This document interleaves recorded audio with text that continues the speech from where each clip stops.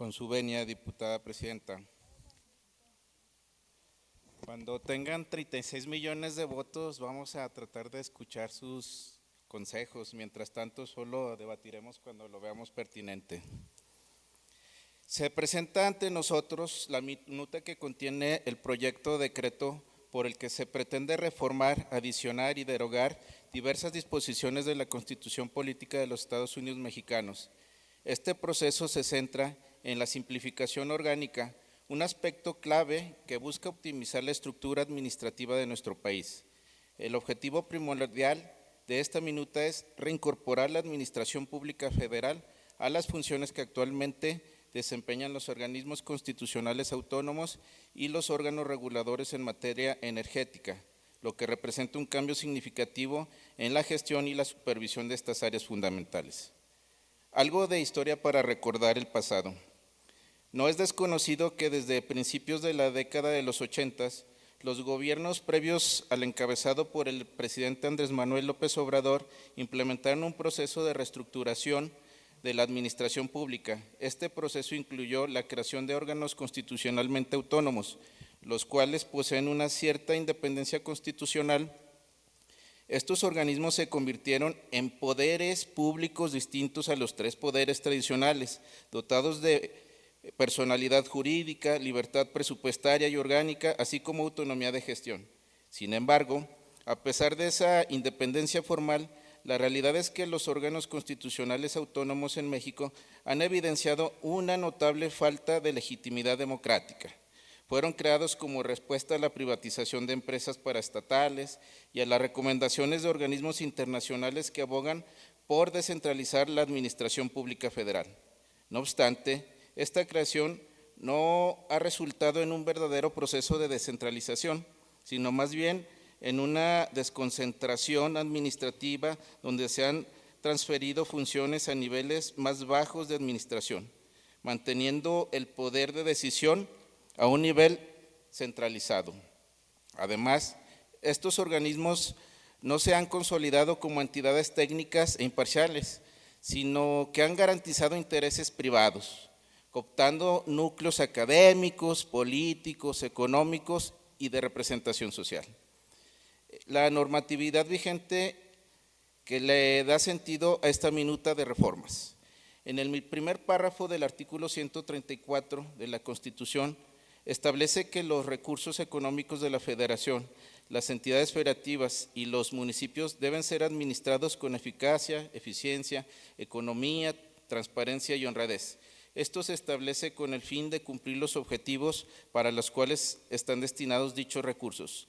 La Ley Federal de Presupuesto y Responsabilidad Hacendaria, junto con la Ley Federal de Austeridad Republicana, establece como principios fundamentales para el uso de recursos públicos la eficacia, la eficiencia, transparencia, economía y honradez. Además, promueve la racionalidad, la austeridad y la no duplicidad de funciones en la organización de las estructuras internas de las dependencias y entidades, así como la mejora y modernización de la gestión pública.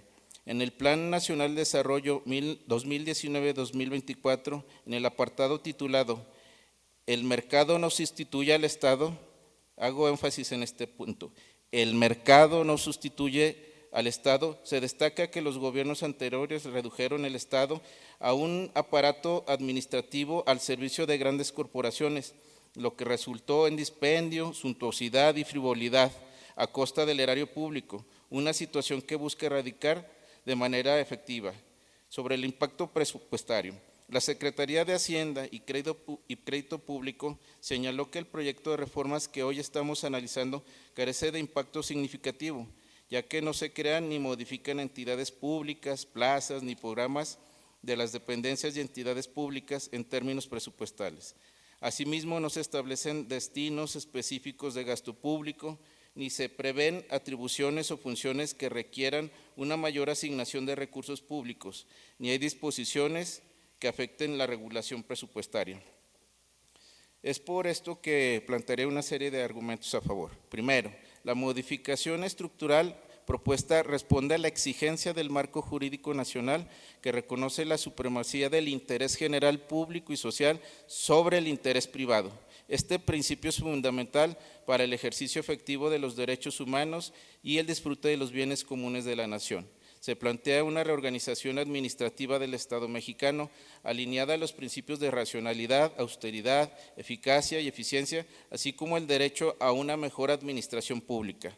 La modificación se fundamenta en los cometidos básicos del Poder Ejecutivo y su administración pública, considerando el nuevo contexto económico, social y político del país. Segundo, se garantiza la continuidad de las funciones administrativas y la prestación de servicios públicos de los organismos constitucionales autónomos que se extinguen o fusionan mediante la reasignación de atribuciones a las dependencias del gobierno federal.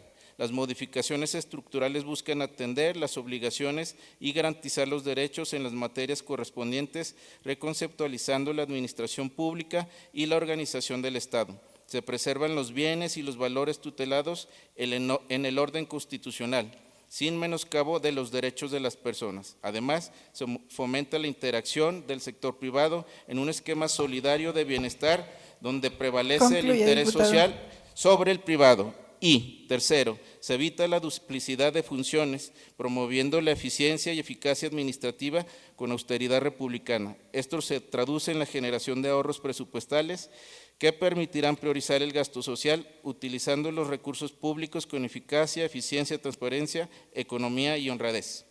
Estimadas diputadas y diputados, considero que los argumentos presentados son convincentes para respaldar la votación a favor de la actual minuta de reformas en nuestra Constitución política. Es cuanto, diputada presidenta. Gracias, diputado.